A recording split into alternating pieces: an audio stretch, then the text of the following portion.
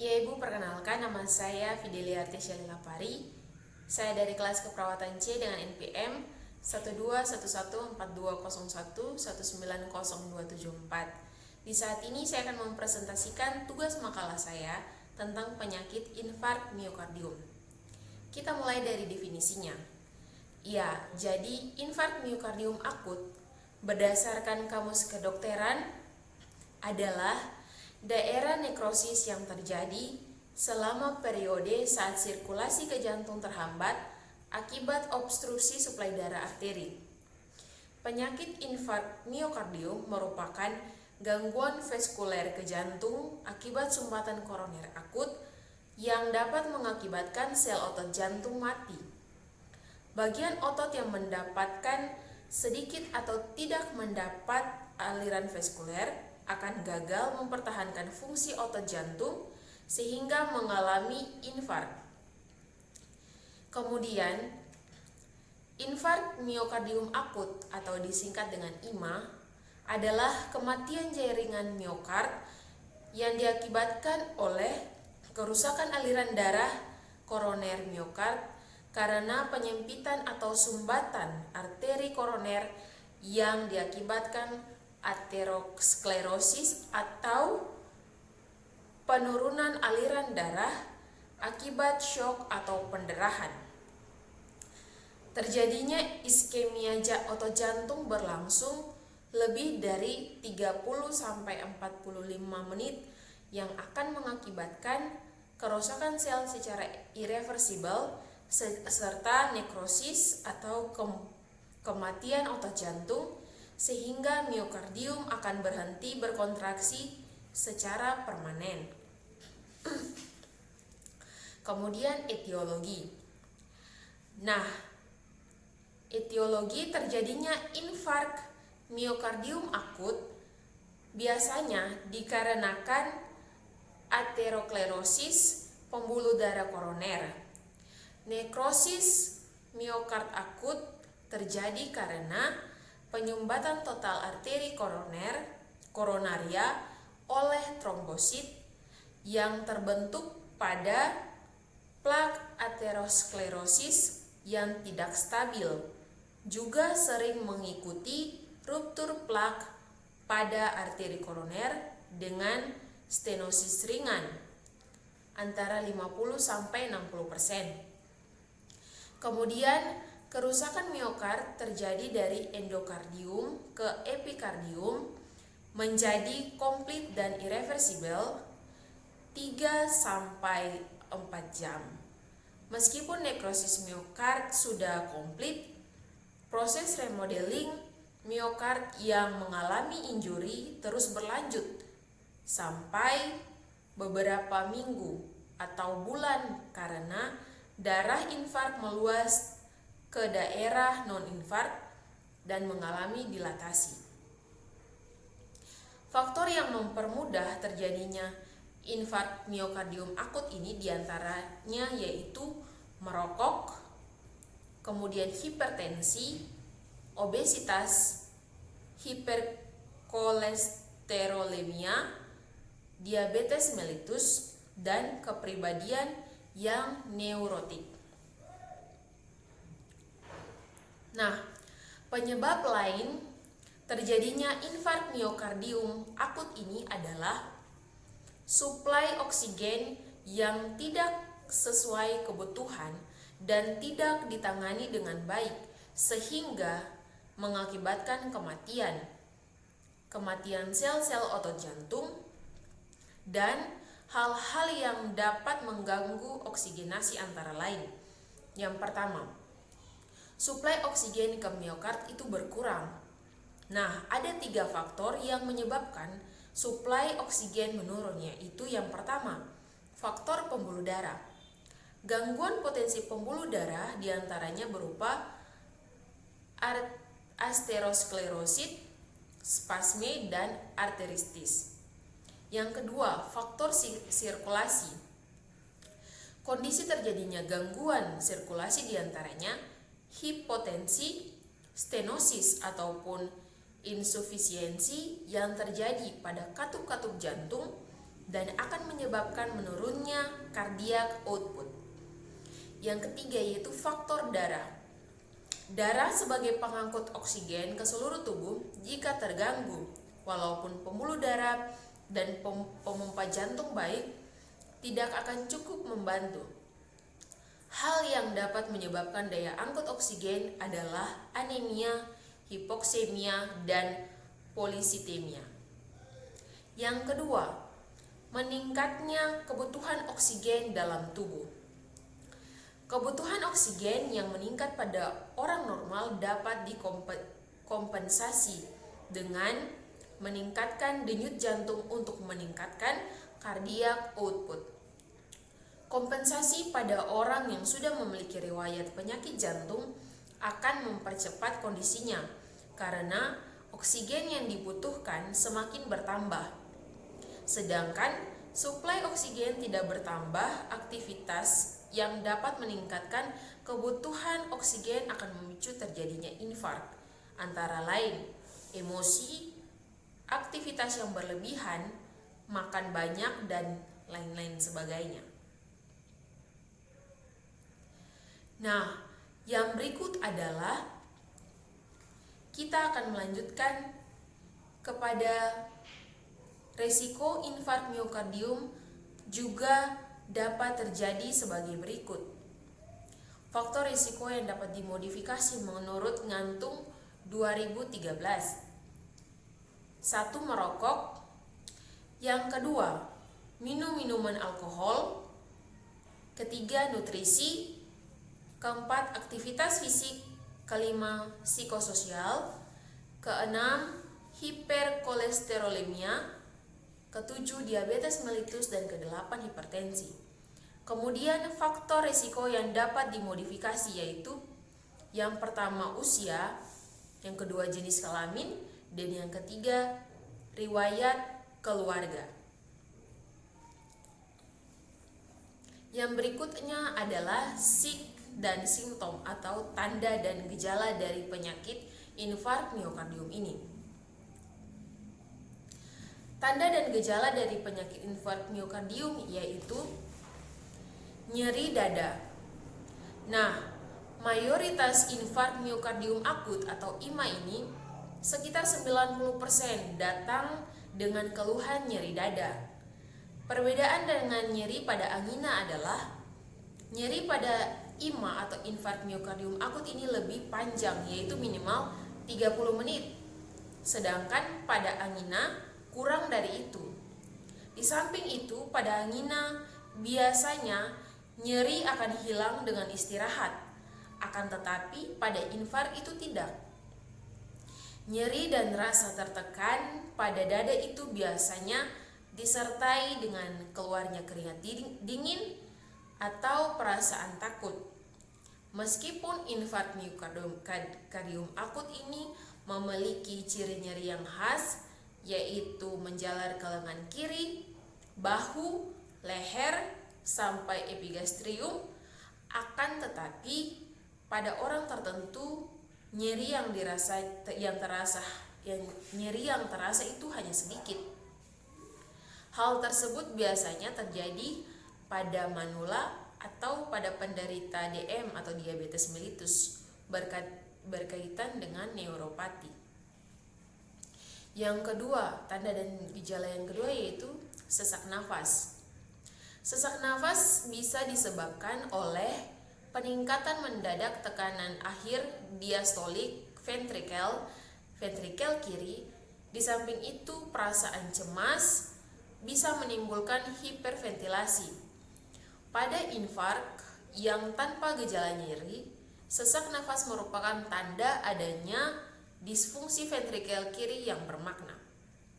Yang berikut yaitu gejala gastrointestinal. Peningkatan aktivitas vagal menyebabkan mual dan muntah, dan biasanya lebih sering pada infark inferior, dan stimulasi diafragma pada infark inferior juga bisa menyebabkan cegukan.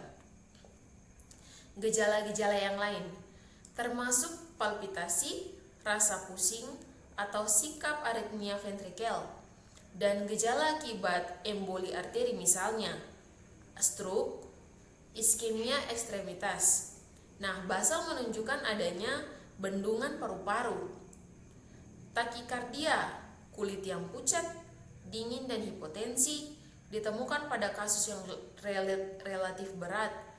Kadang-kadang ditemukan pulsasi diskinetik yang tampak atau berada di dinding pada IMA atau infark miokardium akut inferior.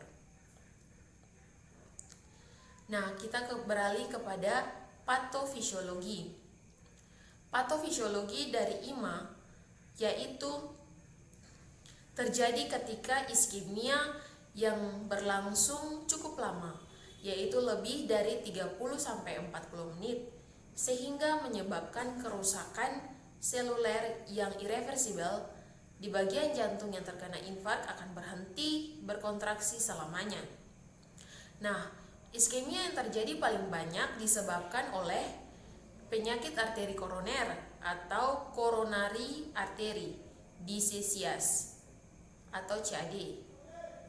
Pada penyakit ini terdapat materi lemak atau plak yang telah terbentuk dalam beberapa tahun di dalam lumen arteri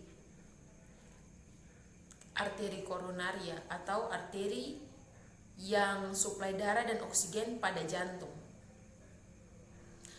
Plak ini dapat ruptur sehingga menyebabkan terbentuknya bekuan darah pada permukaan plak. Jika bekuan menjadi cukup besar, maka bisa menghambat aliran darah baik total maupun sebagian pada arteri koroner. Nah, terbentuknya aliran darah menghambat darah yang kaya oksigen mencapai bagian otot jantung yang disuplai oleh arteri tersebut. Kurangnya oksigen akan merusak otot jantung. Jika sumbatan itu tidak ditangani dengan cepat, otot jantung yang rusak itu akan mulai mati. Selain disebabkan oleh terbentuknya sumbatan oleh plak, ternyata infark juga bisa terjadi pada orang dengan arteri koroner normal atau sekitar 5%. Diasumsikan bahwa spasme arteri koroner berperan dalam kasus ini.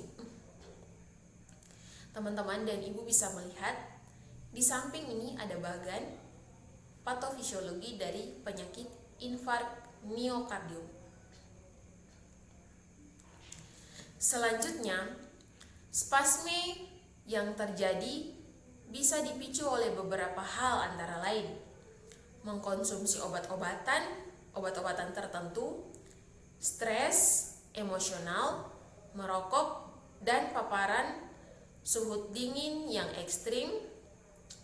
Kemudian spasme yang terjadi pada pembuluh darah yang mengalami aterosklerosis sehingga bisa menimbulkan oklusi kristis, sehingga bisa menimbulkan infark jika terlambat penanganannya. Letak infark ditentukan juga oleh letak sumbatan arteri koroner, yang kemudian arteri koroner kiri bercabang menjadi dua, yaitu descendant anterior dan arteri sirkumfleks kiri. Arteri koronaria descendant anterior kiri berjalan melalui bawah anterior dinding ke arah afeks jantung. Bagian ini menyuplai aliran 2/3 dari septum intraventrikel, sebagian besar apeks dan ventrikel kiri anterior. Nah, berdasarkan hal di atas, maka dapat diketahui jika infark anterior kemungkinan disebabkan gangguan pada cabang descendant anterior kiri, sedangkan infark inferior bisa disebabkan oleh koroner kanan. Bisa disebabkan oleh lesi pada arteri koroner kanan. Nah, selanjutnya, berdasarkan ketebalan dinding otot jantung yang terkena, maka infark bisa dibedakan menjadi infark transmural dan subendokardial. Kerusakan pada bagian lapisan miokardium disebut infark transmural. Sedangkan jika hanya mengenai lapisan bagian dalam saja disebut infark subendokardial. Infark miokardium akan mengurangi fungsi ventrikel karena otot yang nekrosis akan kehilangan daya kontraksinya. Begitupun otot yang mengalami iskemi atau di sekeliling darah infark. Secara fungsional, infark miokardium menyebabkan perubahan-perubahan sebagai berikut. Yang pertama, daya kontraksi menurun.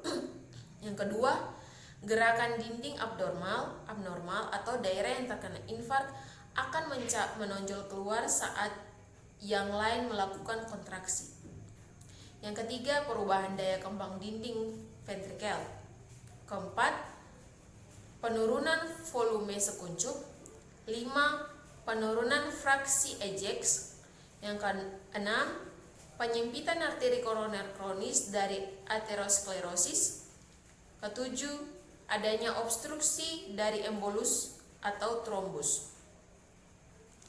Nah, berdasarkan etiologi, definisi etiologi, tanda dan gejala dan patofisiologi, ada diagnosa yang saya angkat di saat ini, yaitu nyeri akut berhubungan dengan hipoksia miokard atau okluri arteri koroner, dan yang kedua, intoleransi aktivitas berhubungan dengan ketidakseimbangan antara suplai oksigen miokard dan kebutuhan adanya iskemik atau nekrosis jaringan miokard. Nah, kita akan beralih kepada asuhan keperawatan dari infark miokardium. Kita mulai dari pengkajian. Pengkajian yang pertama yaitu kita melakukan identitas pasien. Pada klien penderita infark miokardium akut atau IMA, diantaranya terjadi pada usia 35 sampai 55 tahun. Klien yang menderita infark miokardium akut ini umumnya adalah laki-laki. Yang kedua, keluhan utama infark miokardium. Keluhan utama yang timbul pada pasien dengan infark miokardium akut atau IMA ini yaitu nyeri dada yang khas seperti tertekan, berat dan penuh. Infark miokardium akut atau IMA ini juga banyak ditemukan pada pekerja swasta atau karyawan swasta. Yang ketiga, riwayat kesehatan. Nah, riwayat kesehatan ini terbagi menjadi beberapa bagian, yaitu yang pertama riwayat kesehatan sekarang. Riwayat kesehatan sekarang yaitu yang pertama bisa menunjukkan adanya kondisi pasien, kelelahan, tidak dapat tidur. Kemudian faktor perangsang nyeri yang spontan. Kualitas nyeri, rasa nyeri digambarkan dengan rasa sesak yang berat atau mencekik. Kemudian yang keempat, lokasi nyeri di bawah atau di sekitar leher dengan dagu belakang, bahu atau lengan. Yang kelima, beratnya nyeri. Beratnya nyeri ini dapat diukur dengan istirahat atau pemberian nitrat. Waktu nyeri berlangsung beberapa jam atau hari selama serangan pasien memegang dada atau menggosok lengan kirinya. Diaforeasi atau muntah, mual, dan kadang-kadang demam dan dispnea. Yang kedelapan, sindrom shock dalam berbagai tindakan. Yang kedua, riwayat kesehatan dahulu. Riwayat kesehatan dahulu kita bisa kaji. Yang pertama, riwayat pembuluh darah arteri, riwayat merokok, kebiasaan olahraga yang tidak teratur, kemudian riwayat diabetes mellitus, hipertensi, gagal jantung yang kongestif, riwayat penyakit pernafasan kronis, riwayat kesehatan keluarga. Nah, riwayat kesehatan keluarga ini kita bisa kaji penyakit jantung atau infark miokardium akut yang pernah diderita oleh salah satu keluarga. Kemudian diabetes mellitus, stroke, hipertensi, penyakit vaskuler perifer. Itu merupakan riwayat penyakit keluarga yang bisa kita kaji ketika kita melakukan pengkajian dalam masukan keperawatan infark miokardium ini. Yang berikut yaitu riwayat psikososial. Nah, kenapa ada riwayat psikososial? Karena cenderung pasien dengan penyakit infark miokardium ini merasa takut, gelisah, dan cemas. Ini merupakan kondisi yang wajar muncul pada klien dengan diagnosa penyakit infark miokardium ini. Hal ini terjadi karena rasa sakit yang dirasakan oleh klien. Perubahan psikologis juga muncul akibat kurangnya pengetahuan terhadap penyebab, proses, dan penanganan penyakit infark miokardium. Dan hal ini terjadi dikarenakan klien kurang kooperatif dengan perawat. Nah, yang berikut yaitu pemeriksaan fisik. Nah, pemeriksaan fisik ini biasanya berupa keadaan umum, yaitu CM atau compos mentis, dan akan berubah sesuai tingkat gangguan yang melibatkan perfusi sistem saraf pusat. Nah, yang pertama yaitu B1 atau breathing. Nah, klien terlihat sesak, frekuensi napas melebihi normal, dan mengeluh sesak napas seperti tercekik. Dyspnea kardiak biasanya ditemukan. Nah, sesak napas ini terjadi akibat pergerakan tenaga dan disebabkan oleh kenaikan tekanan akhir diastolik ventrikel kiri yang meningkatkan tekanan vena pulmonalis. Hal ini terjadi karena terdapat kegagalan peningkatan curah darah oleh ventrikel kiri pada saat melakukan kegiatan fisik. Nah, dyspnea kardiak pada infark miokardium yang kronis dapat timbul saat istirahat. Yang kedua yaitu B2 atau blood. B2 ini kita bisa melakukan inspeksi. Inspeksi adanya jaringan parut pada dada klien, keluhan lokasi nyeri biasanya di daerah substernal atau nyeri di atas perikardium. Penyebaran nyeri dapat meluas di dada. Dapat terjadi nyeri akan ketidakmampuan menggerakkan bahu dan tangan. Yang kedua, palpasi. Palpasi denyutnya di perifer melemah, trill pada infark miokardium akut atau IMA ini tanpa komplikasinya biasanya ditemukan. Yang ketiga, auskultasi. Auskultasi tekanan darah biasanya menurun akibat penurunan volume sekuncup yang disebabkan infark miokardium akut. Bunyi jantung tambahan akibat kelalaian katup biasanya tidak ditemukan pada infark miokardium akut karena tanpa komplikasi. Yang keempat, perfusi. Perkusi batas jantung tidak mengalami pergeseran. Yang berikut adalah B3 atau brain. Kesadaran umum klien biasanya CM atau compos mentis tadi. Tidak ditemukan cyanosis perifer. Nah, pengkajian objektif klien yaitu wajah meringis, perubahan postur tubuh, menangis, merintih, meregang, dan menggeliat yang merupakan respons dari adanya nyeri dada akibat infark pada miokardium. Yang kelima yaitu B4 atau bladder. Pengukuran volume output urin berhubungan dengan intake cairan klien. Oleh karena itu, perawat perlu memonitor adanya olguri pada klien dengan infark miokardium akut atau IMA karena merupakan tanda awal shock kardiogenik.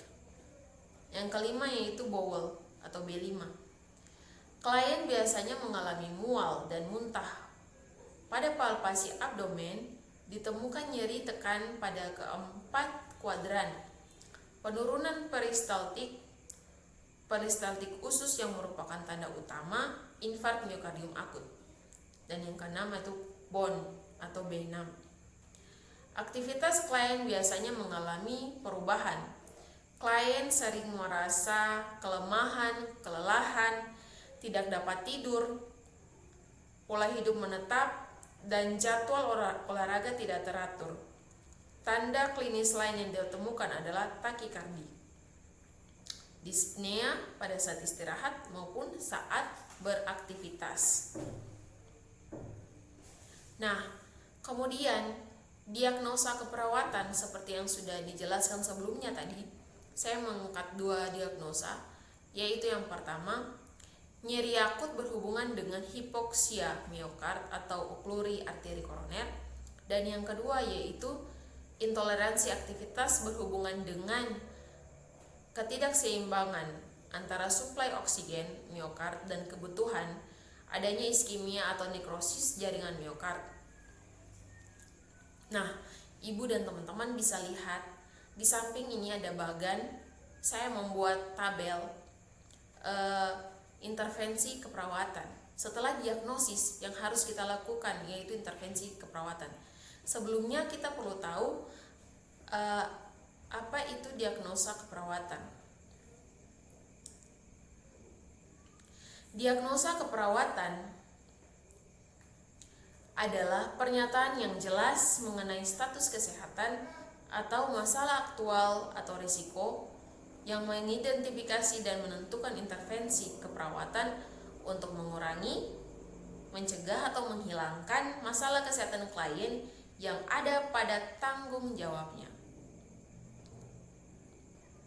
Nah, diagnosis keperawatan yang saya angkat ada 2 yang tadi yang sudah saya jelaskan. Kemudian intervensi keperawatan. Intervensi keperawatan merupakan intervensi keperawatan adalah menyusun rencana tindakan keperawatan yang dilaksanakan untuk menanggulangi masalah dengan diagnosa keperawatan yang telah ditentukan dengan tujuan terpenuhinya kebutuhan pasien. Nah, di samping ini saya sudah sediakan tabel intervensi keperawatan, teman-teman dan ibu bisa lihat. Tujuan dan kriteria hasil dari diagnosa ini ketika dilakukan intervensi keperawatan yaitu setelah dilakukan tindakan keperawatan selama 3x24 jam, diharapkan nyeri berkurang dengan kriteria hasil.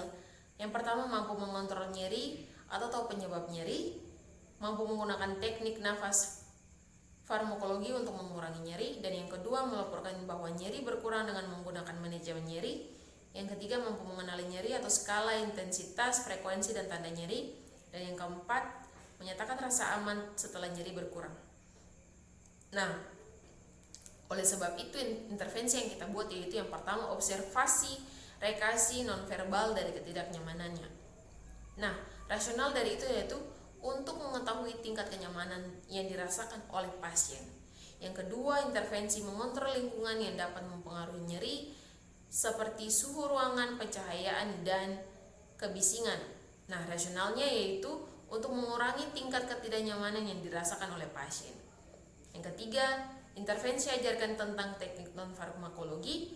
Rasionalnya yaitu untuk mengajarkan pasien mampu menggunakan teknik non-farmakologi dalam manajemen nyeri yang dirasakan. Dan yang keempat, berikan analgetik untuk mengurangi nyeri.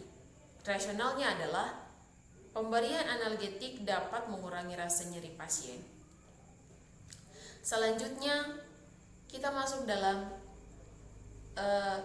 intervensi keperawatan sudah saya jelaskan. Selanjutnya yaitu implementasi keperawatan.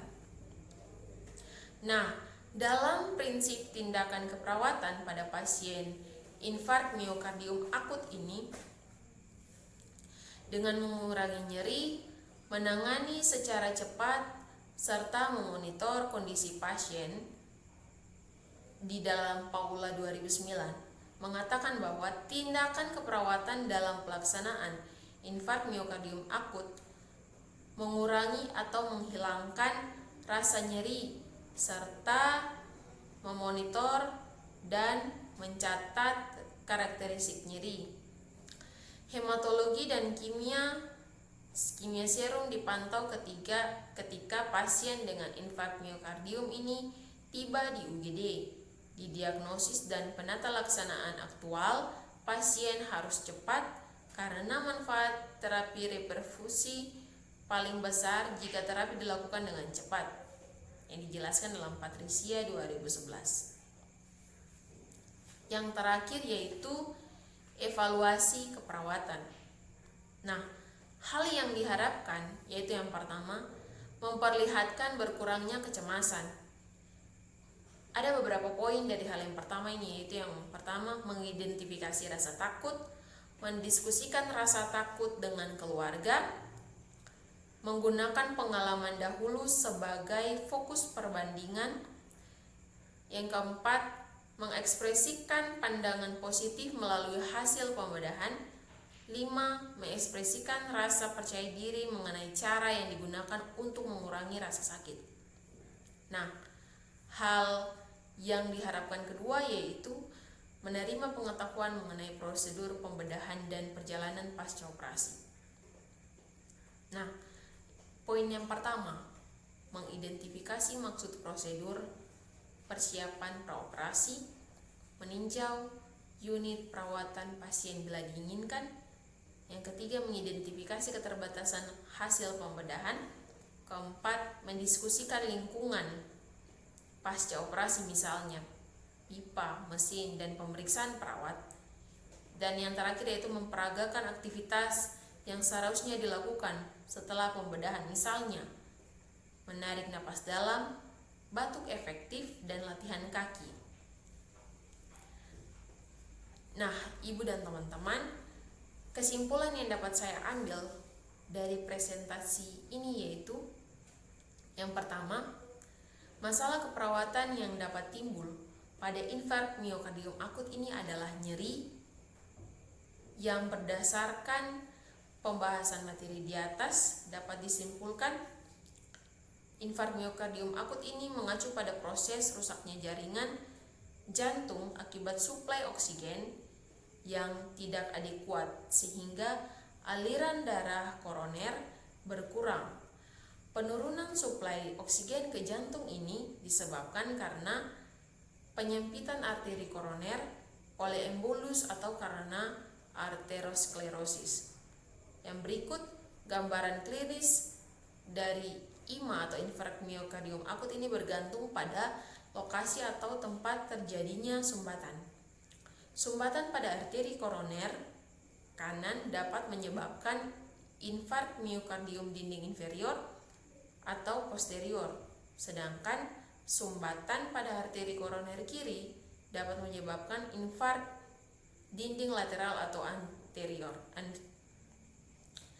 Berikut hal-hal yang perlu dikaji pada keadaan infark miokardium adalah keadaan sirkulasi, aktivitas, pernapasan, ketidaknyamanan makanan atau cairan, neurosensori, dan eliminasi.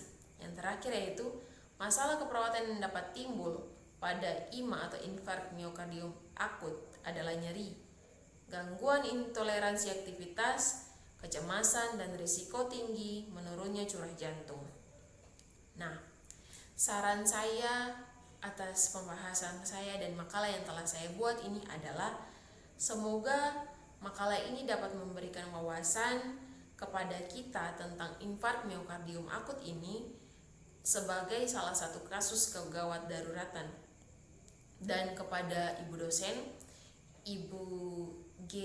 J. Wakano selaku pengampu pada mata kuliah ini, semoga bisa memberikan saya saran, kritik, guna untuk melengkapi pengetahuan tentang infark miokardium akut atau IMA, terutama yang berkaitan dengan kasus kegawat daruratan kardiovaskuler dan langkah-langkahnya yang perlu ditempuh dalam menghadapi kasus kegawat daruratan ini.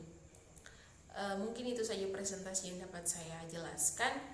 Mohon maaf apabila terdapat salah-salah kata.